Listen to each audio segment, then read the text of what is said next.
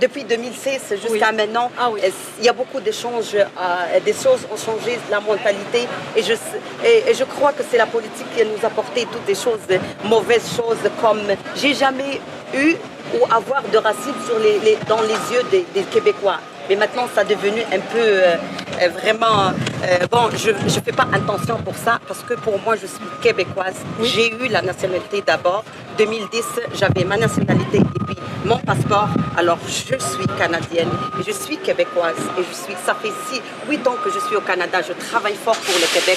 Je paye mes taxes. Je fais tout le bien de cœur. Alors, je sens que ce pays-là, je l'ai donné. Elle m'a donné. Moi aussi, je l'ai donné beaucoup de mon temps et de mon travail. J'ai jamais été ni sur le BS, ni le chômage. Rien de tout. Toute ma vie, je travaillais comme une petite fourmi. Je reste jamais à la maison.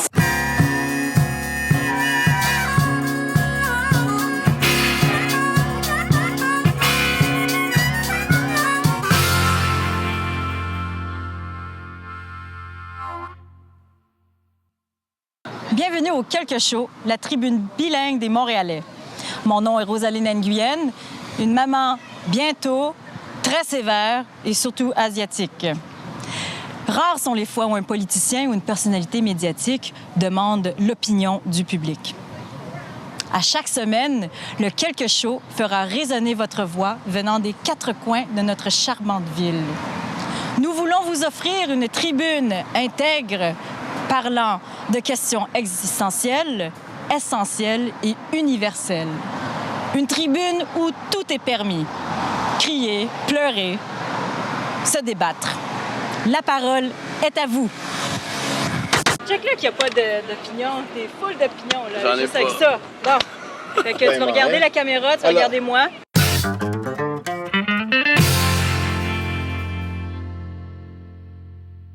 Quels sont les changements les plus distincts, les plus que vous avez vus pendant votre temps au Canada, à Montréal? Il y a beaucoup de changements. Vous êtes ici depuis combien de temps? Depuis 38 ans, depuis 75. Il n'y avait rien ici. Hein, moi, j'habitais ici, sur la rue du Rocher, à Hutchison. En 75, 76. En 76, on a fait la fête de la Saint-Jean ici, hein, avec René Lévesque, Pauline Marois, tous ces animaux-là. Là. Alors, je connais, j'ai vécu quand même avec des Québécois, des Québécoises. J'ai voyagé avec des Québécois et des Québécoises ailleurs, au Portugal, en Europe, ici. Et c'est tout ce que... J'ai appris beaucoup de choses, par exemple, ici, dans mon métier, dans la cuisine, avec les gens. Le Québec est très riche avec ses communautés. La communauté est une richesse. Ils apportent des choses, que ce soit dans la bouffe, ou dans le linge, ou dans n'importe quoi.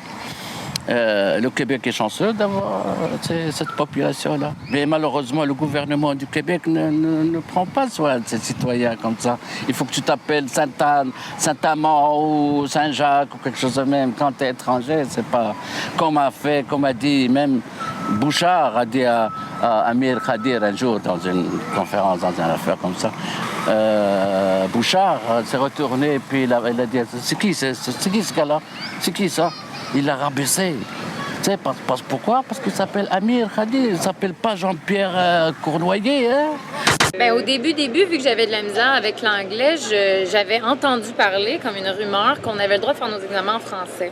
J'ai jamais osé le demander parce que je trouvais ça niaiseux, mais j'ai certaines réponses à développement que je me rappelle, je le faisais en français. Des fois, quand c'était trop long. Puis à un moment donné, à force d'avoir le vocabulaire anglais, ça en était même plus difficile de le faire en français.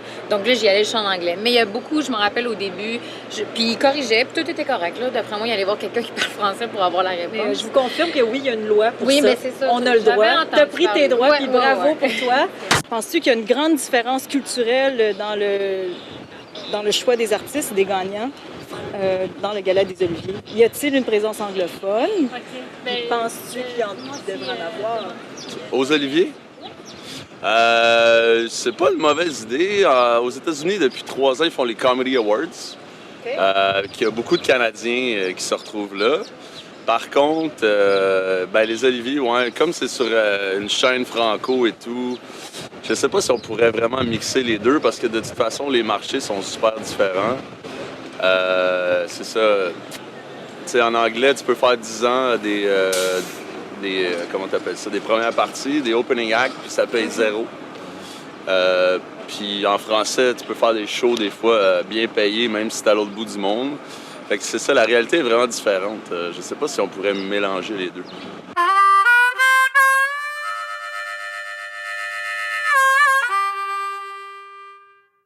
Est-ce que c'était une question que vous êtes posée toute votre vie ou c'était juste arrivé comme ça, un hasard, que vos parents biologiques sont arrivés? Je pense qu'en dedans de nous-mêmes, on cherche toujours un peu notre identité parce que c'est sûr que moi, je m'identifie énormément aux Québécois. C'est sûr et certain, j'ai grandi à 45 minutes d'ici, il n'y avait pas beaucoup d'Asiatiques. Quand je suis arrivée à Montréal, admettons, j'allais dans un restaurant asiatique, je me sentais quand même toute seule de ma gang, tu sais. Oui. Mais évidemment, là, j'ai beaucoup plus d'amis de différentes ethnies, des Asiatiques beaucoup et tout ça. Donc, je m'identifie quand même beaucoup à la culture québécoise. Mais je pense qu'au fond de moi, j'ai toujours essayé de chercher qui j'étais, de où je venais. Puis je pense que c'est important parce que, naturellement, il y a une dénaturalisation qui se fait avec le temps. Puis il ne faut pas oublier ça. Tu représentes vraiment comme la nouvelle génération des Montréalais. C'est important, puis il n'y a pas assez de voix, puis les médias n'en parlent pas assez. Donc, c'est important. Fait que je te remercie énormément. Donc, tu vas regarder moi ou Paul. Moi, c'est Rosaline et c'est Paul. Le voile était un grand sujet pour les Montréalais il y a cette année. Vous la portez fièrement. Bien sûr. Oui, c'est un choix que je fais puis que je respecte puis que j'ai jamais regretté d'avoir pris. Non. C'est important d'être, dans le fond, très vrai avec soi-même. Ouais. Comment vous expliquez à vos amis? Comment vous vous expliquez avec vos amis?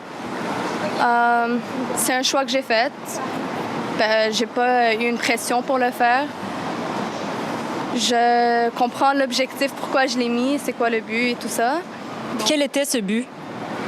En fait, c'est la capacité de voir la beauté intérieure de la personne et non l'extérieur. Je suis pas obligée de me montrer, C'est ça. Puis c'est une sorte de respect pour moi. Je me respecte. C'est ça, c'est mes valeurs, c'est quelque chose qui m'appartient, là.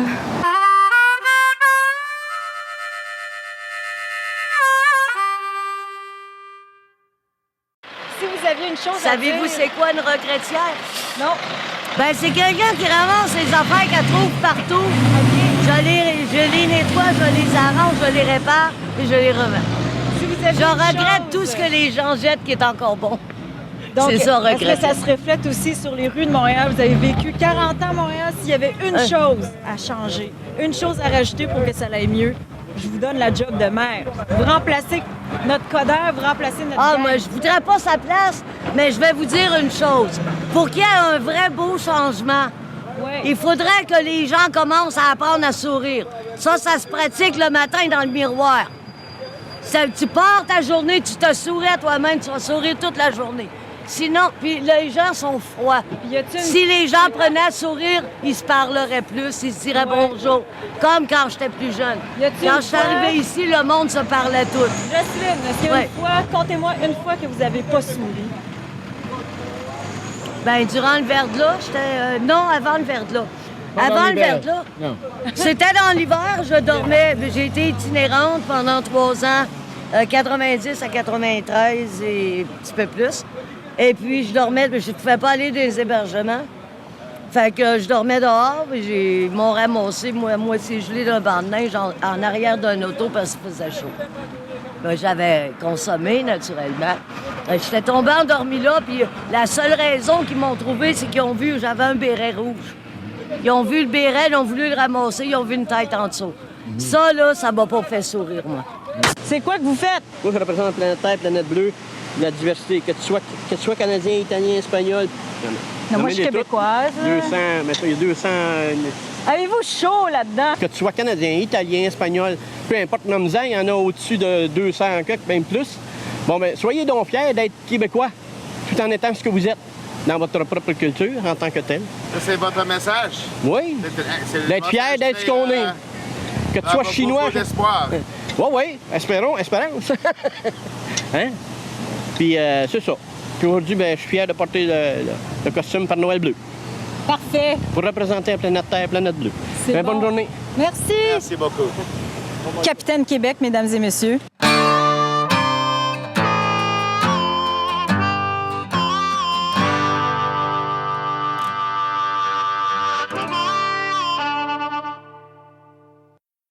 Bonjour, mon nom est Michel Sigouin et vous regardez le Quelque Show.